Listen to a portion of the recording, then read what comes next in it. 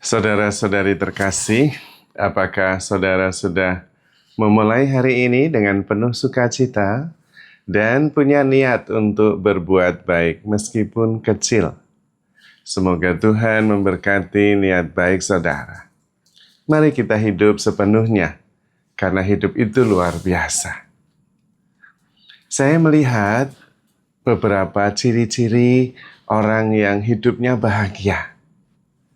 Ternyata salah satu yang utama adalah hidup pada saat ini.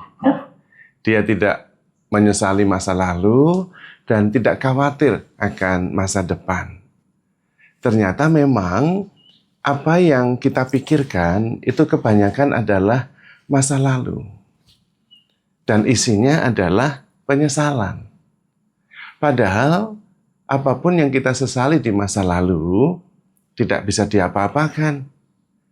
Justru sekarang yang penting bagaimana belajar dari masa lalu itu, bukan memikirkannya, tetapi menyadari dan kemudian hidup sepenuhnya hari ini, tidak mengulangi apa yang terjadi di masa lalu. Lalu sudah. Dan itu sudah 50% dari beban pikiran kita sudah hilang. Tidak bisa diapa-apakan yang terjadi di masa lalu. Serahkan saja kepada kerahiman Tuhan. Juga kebanyakan yang mengganggu kita adalah kekhawatiran akan masa depan. Dan kekhawatiran itu sebetulnya tidak ada solusinya. Karena tidak bisa dijawab. Misalnya, bagaimana nanti anak saya di masa depan? Yang nggak bisa dijawab. Oh, nggak ada yang tahu apa yang terjadi di masa depan. Maka sebetulnya itu adalah false belief. Seolah-olah kita bakalan tahu apa yang terjadi dengan anak saya di masa depan. Itu contoh. Dan kalau itu bisa diserahkan pada penyelenggaraan Tuhan yang bijaksana menyelenggarakan kehidupan ini, mungkin itu juga separuh dari pikiran kita sudah hilang. Maka bisa dimengerti kalau kemudian orang yang bahagia itu orang yang fokusnya hidup sekarang ini. Pertanyaannya bagaimana kita bisa hidup fokus sekarang ini? Pertanyaannya sederhana. Setiap kali bertanya kepada diri sendiri supaya sadar sebetulnya apa yang sedang terjadi saat ini.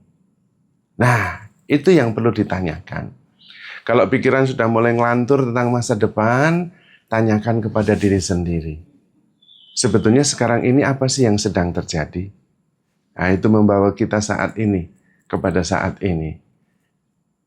Dan juga kemudian kita bisa bertanya ketika kita mulai ngelantur memikirkan masa lalu dan menyesalinya, dan mulai berandai-andai seandainya, yang nggak bisa seandainya, sudah terjadi.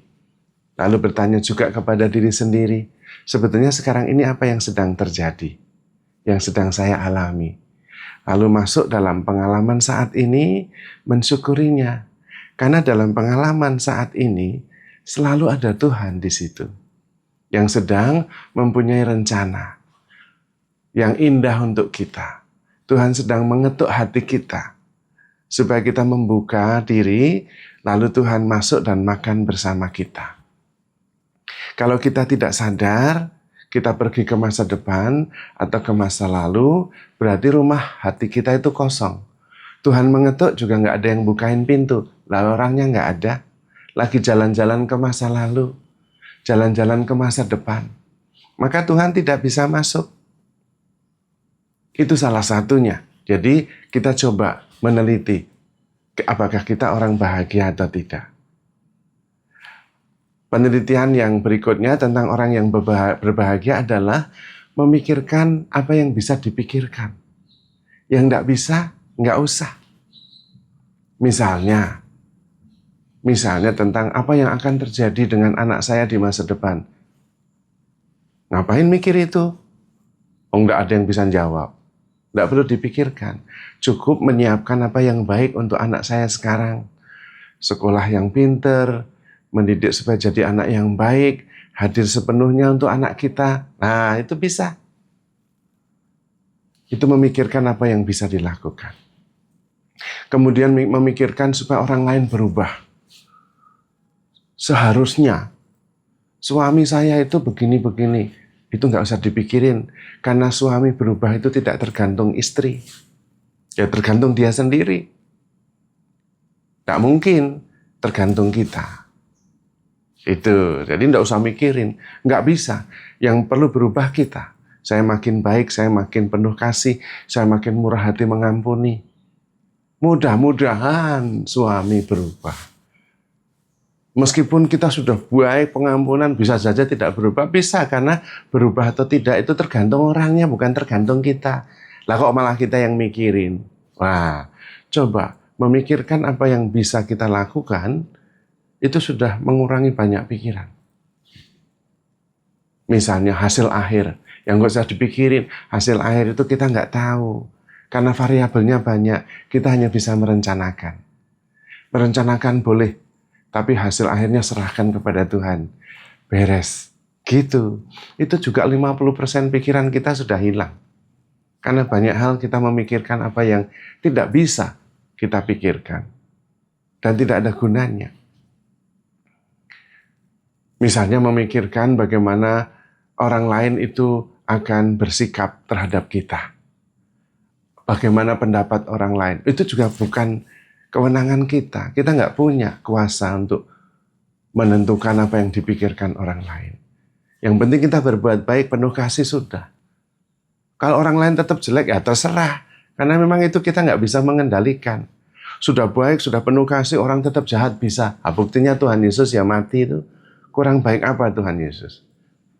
Jadi sikap, tindakan, pendapat orang lain itu di luar kendali kita. Kita nggak usah mikirin. Coba kalau kita memikirkan apa yang sungguh-sungguh bisa kita pikirkan. Persoalan kita sudah berkurang banyak sekali. Mungkin 90% sudah hilang. Misalnya timing Tuhan, waktunya Tuhan. Itu juga Tuhan yang menentukan, bukan kita. Maka kita nggak bisa juga maksa Tuhan. Saya udah berdoa sekian lama, kok belum dikasih toh? Lah itu tentang waktunya Tuhan, terserah Tuhan. Dan itu pasti yang terbaik, pasti. Maka kita harus percaya saja, berdoa saja, memikirkan apa yang bisa kita pikirkan. Dan melakukan apa yang memang ada di dalam kendali kita. Misalnya berdoa sungguh-sungguh, nah itu kita bisa. Bagaimana kita bereaksi, bagaimana kita merespon, nah itu kita bisa.